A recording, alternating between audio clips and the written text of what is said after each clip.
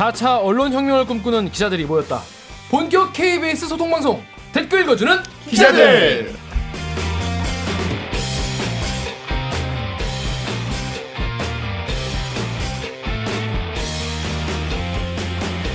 네, 짧은 뉴스에선 다루지 못하는 취재 뒷얘기를 넉넉하게 풀어드립니다.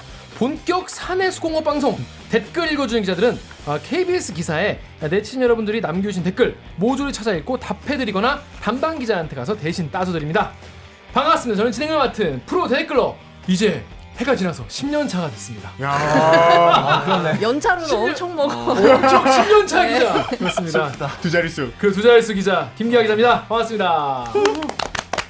만수하세요. 아, 너도 크게 다르지 않아. 보내버려요 오늘 이렇게. 일단 우리 방송 시작하기 전에 우리 방송을 좀 널리 알리기 위해서 여러분 좋아요 버튼과 구독 버튼 누르는 시간을 잠깐 가져주시고요. 구독을 이미 누르신 분은 또 누르시면 안 됩니다. 그렇죠. 해제되니까. 그렇죠. 뭐 구독 버튼은 한 번 누르셨으면 딱 한 번만 누르시기 바랍니다. 자, 그러면 오늘 방송도 시작해보겠습니다. 오늘 기자님들 짧게 자기소개 부탁드릴게요. 자, 옥 기자부터. 네, 내면의 아름다움을 키우고 있는 목미 얼더미 7년차, 이제 8년차 오규정입니다. 반갑습니다. 뒤끝 있네. 이게 왜냐면 이런 내용이 댓글이 달렸거든요. 저희 댓글을 아, 미리 저걸 보거든요. 네, 저- 내면의 아름다움이나 가꾸라고. 그래서 제가 보니까 그 댓글을 보고 생각든 게 옥 기자가 이제 외면의 아름다움은 이미 충분해서 더 이상 그런 의미. 더 이상 올라갈 데가 없어서. 아무쪼록 내면의 아름다움을 가꾸도록 하겠습니다. 네, 저 민감해가지고요. 그 종이컵 쓰신다 그래갖고 컵도 네, 갖고 와서 그렇습니다. 이렇게 변화하고 네. 반성하고 이런 기자들이 길을 열어두는 기자. 행동으로 보여야죠. 그렇습니다. 자, 다음 홍 기자님. 버초팀의 홍성희 기자입니다. 반갑습니다. 피곤해서 다운됐어. 오늘 왜 컨디션은 피곤해? 안 돼. 오늘 뭐 놀았잖아. 집에 갔다 왔잖아 오늘. 사실 저희 별로 쉴 틈이 없어요. 법조가 요즘에 너무 또 현안이 많아가지고 다 모든 현안이 또 법조로 몰리고 있잖아요. 신재민 건, 또 김태우 건 뭐 다 고소고발하면서 모이다 보니까. 신재민과 김태호 건을 취재하고 있는 거죠? 예. 뭐 하나 나오는 거죠? 예. 잃어버렸어. 그렇습니다. 소통이 시작한. 네, 약속했으니까 다음 주에 뭐 나오겠죠. 자, 강 기자. 네, 저는 시키는 건 뭐든지 다 합니다. 보도본부 이제 4년차 공직노예 영등포 요정 강병수입니다. 강 기자 잘 지냈어요? 저는 잘 지내고 있죠 항상. 그렇죠. 늘 잘 지내고 있죠. 네. 자, 오늘 그래서 바로 시작할 텐데 오늘 진행이 좀 빠른 이유는 뭐냐면요. 오늘 모신 기자분이 지난주에 관심 높은 기사를 2개나 쓰셨어요. 한 주에. 이런 경우가 거의 없어요. 보통 이제 저희가 이 기사를 고를 때 댓글 많이 달리는 순서를 고르거든요. 포털에. 근데 이번에는 골랐는데 이분의 이름이 2번이나 나오는 겁니다. 그래서 빼박이네요. 그러네. 그래서 그냥 한 번 불러서 2번 해먹자. 한 번에 뽑아먹자. 그렇습니다. 그런 생각으로 불렀습니다. 자, KBS 황현택 기자를 모셨습니다. 박수! 네, 저희 시청자와 청취자 여러분께 자기소개 부탁드리겠습니다. 네, KBS 정치부에서 야당을 출입하고 있는 기자입니다. 황현택이라고 하고요. 뭐 10년 차, 9년 차 이렇게 얘기하셨는데 저는 15년 차가 넘어간 이후로는 세지를 않고 있습니다. 그리고 별명을 하나씩 얘기하라고 그러더라고요. 네. 저는 꽃중년 기자를 꿈꾸는 기자. 이렇게 하겠습니다. 그렇습니다. 많이 줄여서 그냥 대기하고 꽃중년 있어요. 기자라고 불러주세요. 꽃중년을 꿈꾸신다는 거니까 아직 본인이 중년이 아니란 말씀이신 거예요. 네. 그거 이제 중년이 될 것 같은데 꽃중년으로 탈바꿈하시겠다 이런 의미인 것 같습니다. 그러면 오늘의 기르기만 판별기 시작하겠습니다. 리포트는요. 여야 운영위서 15시간 공방 개일 일탈 vs 양두구육 정권이라는 기사입니다. 먼저 홍성희 기자가 짧은 리포트로 내용을 대신 전해드리겠습니다. 마지막 날인 오늘 국회에서는 운영위원회가 열려 청와대와 여야가 민간인 사찰 의혹 등을 놓고 열띤 공방을 벌였습니다. 청와대를 상대로 한 이번 현안 질의를 별로왔던 자유한국당은 시작부터 청와대가 민간인을 사찰했다고 목소리를 높였습니다. 정의와 도덕성을 앞세웠지만 겉과 속이 다른 양두구육 정권이라며 탄핵이라는 말까지 꺼냈습니다. 반면 조국 청와대 민정수석은 거짓말이 반복되면 진짜로 여겨진다는 사민성호라는 말로 응수하며 민간인 사찰 등은 일방적 주장일 뿐이라고 강조했습니다. 하지만 야당 의원들은 이른바 블랙리스트 의혹을 거듭 제기했고 여당 의원들은 적폐 세력의 반격이라고 맞받았습니다. 전직 기획재정부 사무관이 주장한 청와대의 KTNG 사장 교체 압력 의혹도 거론됐습니다. 임종석 비서실장은 사찰 의혹은 분명한 선을 그었지만 전직 청와대 특감반원의 관리 소홀 책임에 대해서는 사과했습니다. 조국 민정수석은 국민께 송구하다면서도 이번 사태를 정확히 수습하는 게 책임지는 것이라며 사퇴 요구를 일축했습니다. 조태음 기자를 대신해서 읽었습니다. KBS 뉴스 홍성입니다.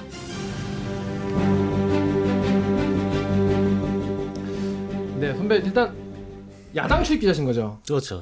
여기 자유한국당, 네, 바른미래당. 자유한국당. 네, 지난번에 여기에 나왔던 기자도 김비치라 기자가 이제 나왔었는데 그 김비치라 기자가 그런 얘기하던데 야당 출입하다 보면은 약간 야당 의원들이 약간 좀 이해가 되고 무슨 약간 정이 가고 좀 그런 게 있다고 맞아요, 하시나요? 맞아요. 저는 개인적으로 사실 더 김비치라 기자보다 정이 가는 게 네. 2016년 요때 2014년, 15년, 16년 때 요때 이제 지금의 자유한국당이 옛 새누리당 여당 시절에 그때 출입을 했었거든요. 그래서 여당일 때 새누리당을 출입하다가 야당일 때 자유한국당을 출입을 하다 보니까 조금 더 안쓰럽다고 할까? 따뜻한 곳에 있다가 이제 폭망한 지방을 출입하다 보니까 조금 안쓰럽기도 하고 그 자유한국당 사람들이 이제 외부 그 세력들에 대해서 되게 적대 의식 많이 느끼게 표현을 하잖아요. 그렇죠. KBS를 포함해서 그렇죠. 그런 마음들이 좀 심정적으로는 좀 이해는 좀 돼요. 개인적으로. 근데 저희 이제 댓글 지난 방송에도 그런 얘기를 했었는데 댓글 다시는 이유 저희 이제 청취자 구독자분들이 제일 또 싫어하는 것 중에 하나가 정치부 기자, KBS 정치부 기자들의 이 기계적 중립을 매번 욕을 하세요.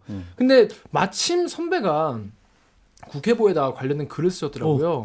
제가 어떻게 잠깐 하셨어요? 그거를 야. 읽어드릴게요. 민간인 사찰보다 더 무서워. 선배 사찰. 선배 사찰. 야 그게 어젯밤 나온 건데 그거 어떻게 그렇습니다. 선배 사찰. 선배 사찰을 해보니까 선배가 이제 그 정치부에 딱 갔을 때의 그 체험이 담겨져 있어요. 본인이 취재하는 아이템 제목은 주제만 바뀔 뿐 늘 땡땡땡땡에 대한 여야 공방이었다. 1분 20초짜리 리포트는 여야를 40초씩 갈랐었다. 녹취 개수도 같게 길이도 초 단위까지 맞췄다. KBS 정치외교부의 뿌리 깊은 기계적 균형, 이른바 공방신기다. 그러니까 공방이라고만 하면 다 통하는 그런 거죠. 말이 좋아서 균형이지 간혹 편향된 방향으로 이끌려는 속셈, 뻔한 의도가 엿보였다. 외부 공격이 들어오면 우리는 사실을 보도했다는 알리바이를 들이댔다. 그래서 사건 기자들이 발로 쌓은 공든탑을 정치부 기자들이 손가락으로 허무는구나라는 생각도 잠시 나의 공방 리포트도 온에어되고 있었다. 맨 마지막 말 진짜 마음에 와요. 멋있다. 뭐 네가 사회 불러서 뭐 고생했다고? 네가 세운 내가 쌓은 선배들이 탑을 그냥 막 제가 그렇게 썼을지언정 본인이 나서서 그렇게 얘기할 건 아닌 것 선배 얘기하려고 같은데. 하는데. 내가 세운 탑이야. 그래서 지금 약간 자기 점수를 좀 매겨보신다면 좀 어떨까요? 지금 우리 정치부의 어떤 뭐 기적 중립이나 이런 거에 대해서 선배가 다 돌아보신다면 어떻게? 사실 좀 낮아요. 굉장히 낮아요. 아, 굉장히. 이유가 뭔가요? 뭘까요? 뭐랄까 안 해본 걸 하려는데 그 안 해보는 거를 할 때 어떻게 해야 될지를 아직은 잘 모르는 것 같아요. 그러니까 흔히 얘기하는 우리는 텍스트를 KBS는 좀 전달을 많이 하는데 그 텍스트 안에 들어있는 컨텍스트, 맥락, 의도 이런 것들을 전달할 때 이런 거 해도 돼? 정파성 시비에 걸려드는 거 아니야? 뭐 이런 것들에 대한 우려. 저희가 지난 화 방송이 이제 엄경철 선배가 나와서 앞으로 우리 뉴스 이렇게 하겠다 이런 걸 했거든요. 그리고 이제 그 며칠 사이에 사람들이 케빈 뉴스를 챙겨 본 거예요. 챙겨보고 바로 댓글을 단 거예요. 똑같은데? 그러시는 거야. 이게 똑같은데 그래서 실망했다 이런 댓글이 하는데 우리가 거짓말한 거 되잖아요. 그래서 되게 마음이 아팠던 기억이 있는데 우리 댓글 읽어주는 기자들이 쌓아놓은 공든 탑을 정치부 기자들의 손가락으로 무너뜨리고 있다. 야, 이 틈새를 이용해서 또 정말 숟가락을 이렇게 하는 거야. 아니, 걱정돼요. 정말 네. 어떻게 그러니까 해결책이 뭘지 아직도 잘 모르겠고 일단 이 기사를 보면 사실 잘 모르는 것도 나와요. 그러니까 뭐 국회 운영위 이런 네. 거 있잖아요. 네. 이게 뭐 하는 데인지 일단 국회 운영위가 뭐 하는 데인가요? 국회 운영위원회는 국회 운영과 관련한 사안들을 논의하고 그다음에 청와대 경호실, 청와대 비서실, 청와대 안보실을 그러니까 관리 감독하는 이런 역할을 하는 곳이 국회 운영인데 그거보다도 조금 더 중요한 것은 여야의 원내대표, 그러니까 여야 교섭단체 원내대표들이 자동으로 국회 운영위를 들어가요. 운영위원들이 되는 거예요. 그래서 그 여당인 더불어민주당의 홍영표 원내대표가 운영위원장을 하고 음. 나머지는 이제 여야 간사를 하는 거죠. 그래서 되게 신경전이 치열하고 그렇겠네요. 그리고 국회 상임위 얼굴과 같은 곳 그런 화력이 곳이에요. 집중되는 그렇죠. 양 정당의. 청와대를 불러다가 이제 할 수 있으니까. 네네. 근데 뭐 기사에도 봤지만은 거의 14년 만에 민정수석이 이 국회 운영위원회 불려 나온 거라고 하는데. 네, 12년 만에. 12년만. 2006년도에 노무현 정권 때 그때 전해철 민정수석이 국회 운영위로 맡고 이번에 12년 만에 다시 온 거죠. 그러니까 김용균법을 자유한국당에서는 통과 못 시켜준다. 계속 주장을 했고 뭐 편한 표현으로 하면 발목을 잡고 있었고 그거를 그럼 이거 어떻게 하면 통과시켜줄 거냐? 야 조국 오라 그래. 조국 오라! 표현하고 싶은 건가? 그랬더니 굉장히 당혹스럽고 연기를 하고 싶은 그랬더니 이제 청와대에서는 야 쟤네 저렇게 안 하면 정말 이번에 본회의 정말 안 열리고 김용균법뿐이 아니라 다양한 법안이 통과 못 되겠다. 어떡하냐? 야 조국 가서 네가 해주고 와. 해주고 와. 그래서 조국 민정수석이 와가지고 이제 이런 게 열리게 된 거군요. 그렇죠. 알겠습니다. 조국 오라고 해를 이렇게 여성 톤으로 하면 좀 좋을 것 같아. 나경원 원내대표였으니까. 그렇군요. 유정아, 네가 나경원 원내대표. 조국 오라 그래. 그러면 그래서 이제 네네. 그럼 비서실장도 오고 그래서 조국 민정수석도 오게 된 건데 그럼 몇 가지 얘기를 하고 일단 댓글을 보면서 어떤 얘기인지 더 한번 알아보겠습니다. 파리쿡의 목천료향 시간님이 이제 끝났다고요? 너무 혹사시키는 거 아니냐 이런 얘기 하셨는데 엄청 오래 했어요, 그죠? 15시간. 15시간 했죠. 원래 이렇게 길게 하는 건가요? 제야의 종소리를 다들 국회에서 들었죠. 12월 31일에서 1월 1일 넘어가는 그 시간이었으니까. 그 사실은 오전 10시에 국회 운영이 시작될 때 국회 출입 기자들은 이미 각오를 했어요. 이게 금방 놔주지는 않을 거다. 근데 저 느낀 게 뭐냐면 다음날 이제 주요 내용은 다음날 기사로 좀 나오잖아요. 근데 기사로 나온 내용이 다 그날 오후에 다 얘기한 거더라고요. 새벽에 그렇죠. 나온 거 하나도 안 나오고. 그렇죠. 그 밤에는 다 한 얘기 또 하고 한 얘기 또 하고 한 거야, 그죠? 왜 그렇게까지 계속 하는 거예요? 근데 사실 이렇게 운영위 회의가 길어졌다는 것은 역설적으로 따져보면 한 방이 없어서 그래요. 계속 그러니까 예를 들면 그렇죠. 우리가 아이템 회의를 할 때 네. 여러 사람이 모여서 아이템 회의할 때 A라는 기자가 똘똘한 아이템을 하나 냈어요. 이거 정말 얘기돼. 네. 그럼 회의가 금방 끝나잖아요. 근데 아이템을 안 들고 와가지고 회의 못 계속. 내고 이러면 쩔쩔매면 회의가 나올 때까지 하잖아요. 무능한 조직일수록 회의가 길다고. 그렇죠.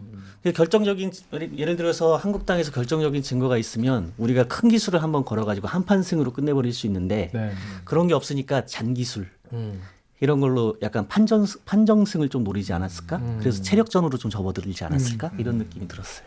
처음에는 오전 오후에 약간 좀 쌩쌩해가지고 막 소리 지르고 막 아 이러다가 오전에 밤 되니까 그냥 다 하기 싫어하던데.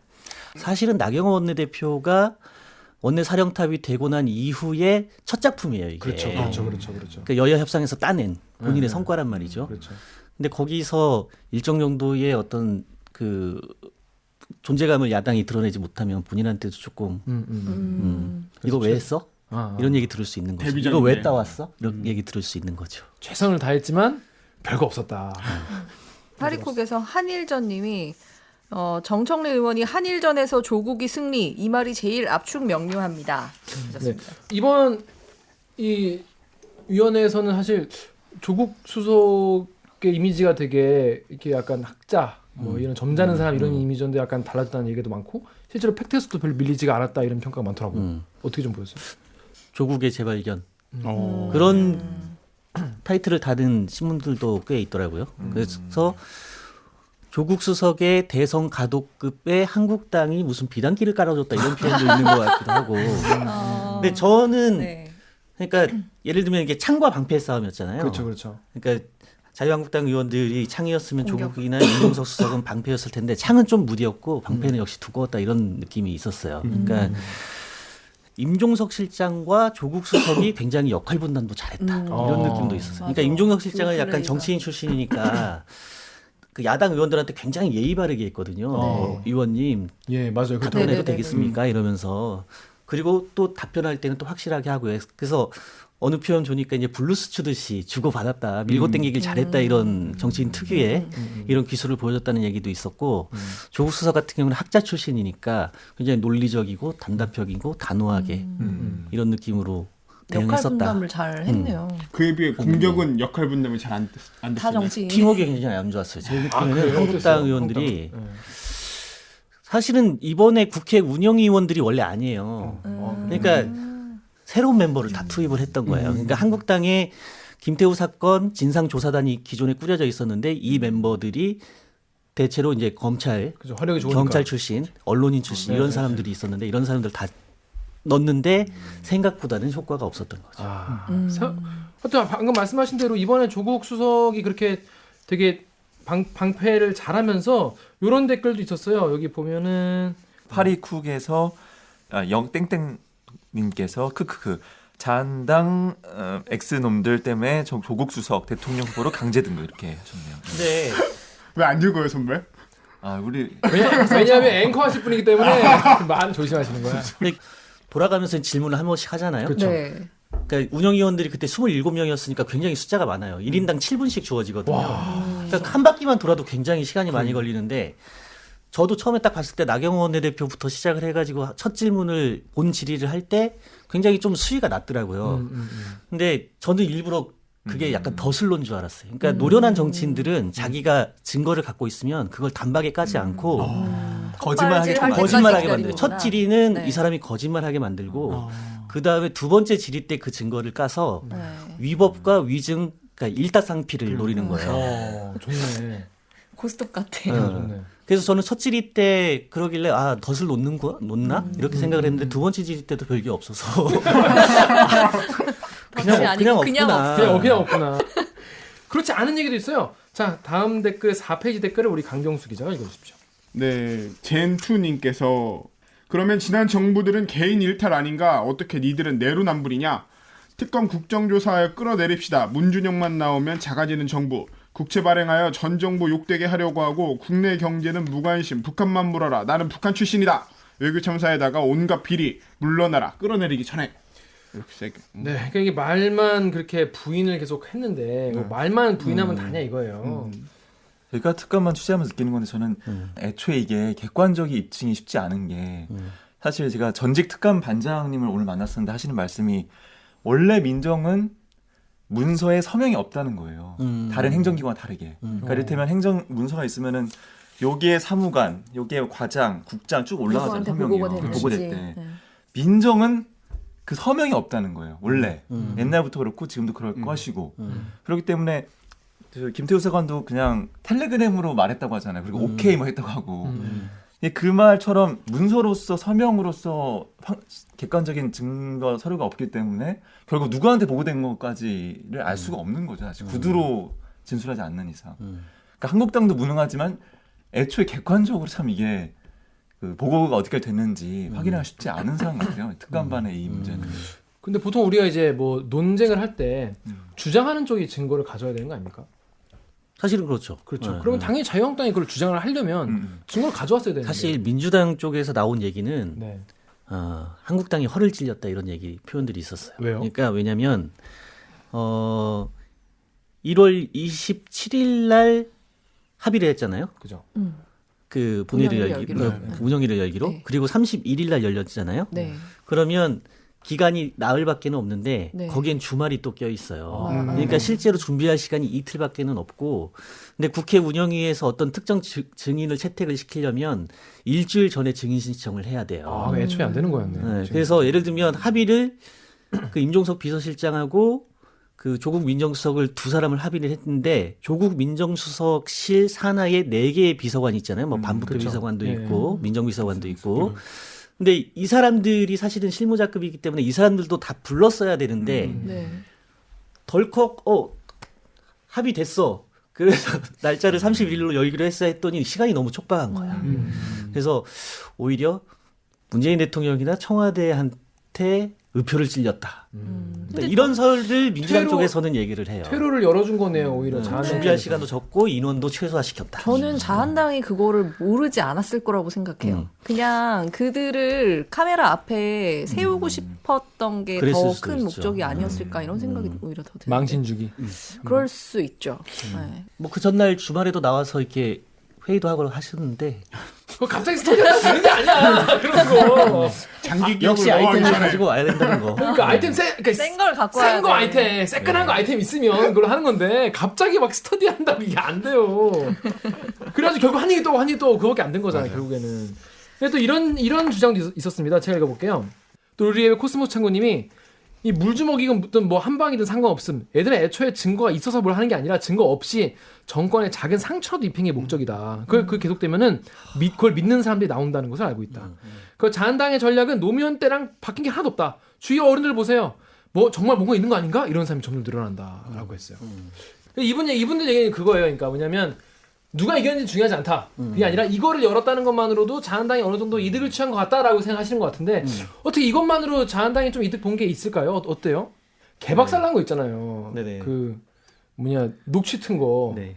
그래서 저도 사실 그 한국당에서 이게 이 만회가 안 되는 결정적인 장면 2개를 꼽으라면 저도 네. 첫 번째가 이만희 의원 질의권을 얘기하고 싶은데 그 김정주 전 한국환경산업기술원 환경기술본부장의 육성 녹취를 이제 운영위 회의장에서 틀었거든요. 근데 녹취 내용이 굉장히 좀 셌어요. 네, 맞아요. 그러니까 여성이 울먹이는 목소리로 자기를 내보내기 위해서 굉장히 괴롭히고 있어서 자기는 약을 먹을 정도로 불면증에 시달린다. 뭐 이런 얘기, 자기가 최대 피해자다 이런 얘기를 하셨는데 그 녹취를 틀고 나서 이만희 의원의 공격이 끝나고 바로 직후에 민주당의 김종민 의원이 저 김정주 본부장은 재직 시에 20대 국회의원 새누리당 비례대표 23번으로 당에서 공천했던 사람이다.